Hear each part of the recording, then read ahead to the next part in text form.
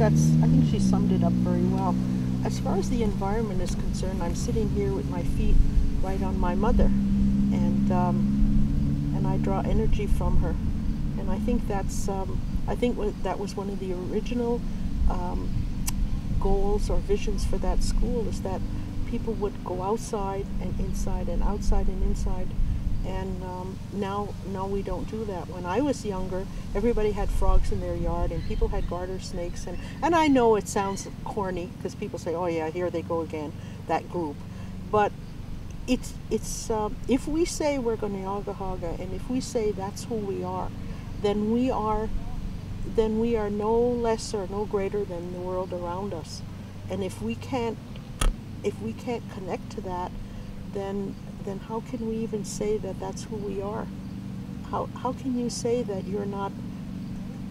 How can you say you're Kahnawake if you can't look around you and say, these are my relatives? When you say all my relations, this is who you're talking about.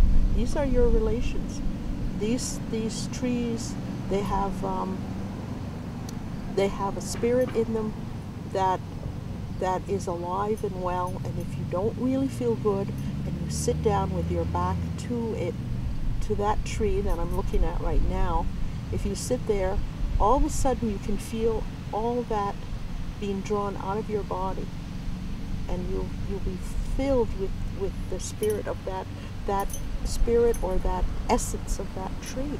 And how can you say that you're Kahnawake if you have no connection to your mother and your father and your grandparents?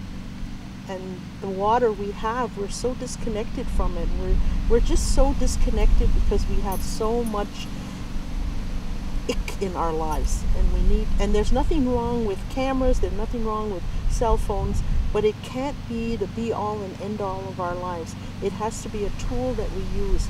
And I think when we're looking at a vision for that particular piece over there, the vision is for people to become connected again to who we are as people.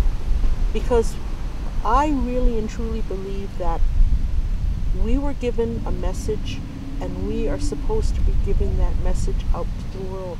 Well, we can't give that message out to the world unless we are connected to our own message. We were given a way of achieving a peace that nobody else was given. We were given that. That is our duty and responsibility to share with the world. But we can't share it with the world unless we're connected to the world around us. And that's just how I feel. I mean, you know, people always know how I feel about those kind of things.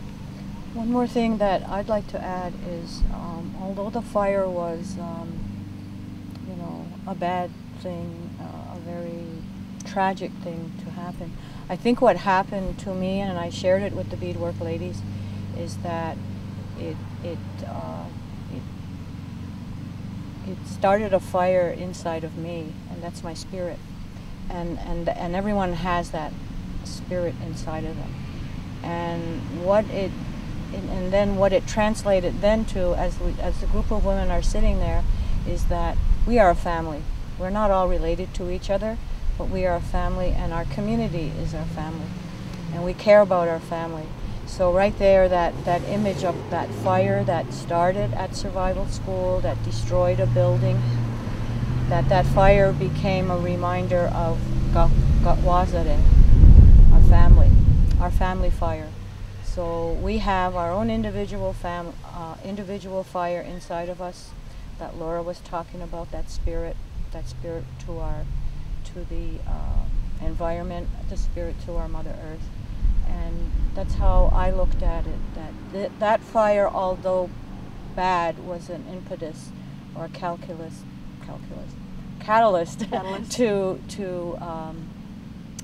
to encourage us, to support us, to make us see our vision, to want to go and share it with everyone.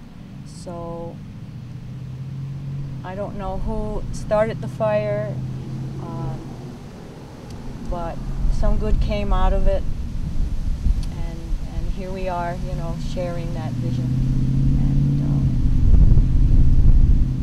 we hope that, you know, the community can identify with those ideas, and we're just grateful that we were given the opportunity by the Education Center to come on. You know, they graciously, you know, provided the airtime for us, and I'd like to say thank you to the Education Center and to the Combined Schools Committee.